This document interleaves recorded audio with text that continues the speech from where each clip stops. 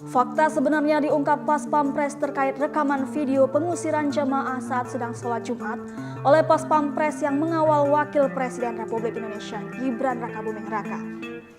Diketahui tindakan Pas Pampres di Masjid Raya Baitur Rahman, Semarang, Jawa Tengah Jumat pekan lalu itu mendapatkan kritikan dan menjadi perhatian anggota Komisi 1 DPR RI Majen Purn TNI TB Hasanuddin.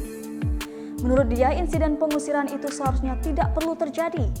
Seharusnya Pas Pampres datang terlebih dahulu untuk dapat mengamankan syaf untuk Gibran. Kan ada tim advance yang harus datang lebih duluan, kata Hasanuddin Rabu 18 Desember 2024. Dia pun mempertanyakan alasan tidak adanya pasukan Pas Pampres yang datang terlebih dahulu sebelum Gibran.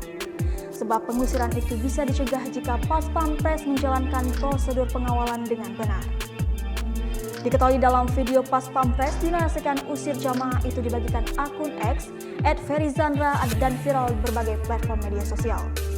Menanggapi ini, Wakil Komandan Pas Pampres Brigjen Samson Sitohang mengklarifikasi bahwa tidak ada pergeseran jamaah.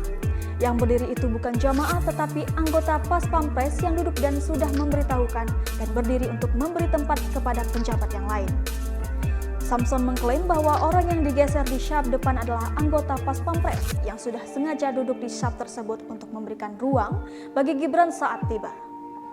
Dan itu memang tidak syaf yang paling depan, ini di syaf agak di tengah, keempat kalau nggak salah ya. Jadi tidak paling depan itu memang, katanya. Ia menyayangkan penyebaran video dengan narasi yang menyesatkan itu tindakan tidak bertanggung jawab. Sebab Pas Pampres memiliki prosedur tetap atau protap yang diikuti dan selalu berupaya bersikap humanis kepada masyarakat. Kan ada yang berdiri kalau nggak salah di TikTok itu justru malah anggota saya sendiri. Memang anggota kita yang di situ untuk untuk tempat lah untuk jabat yang lain.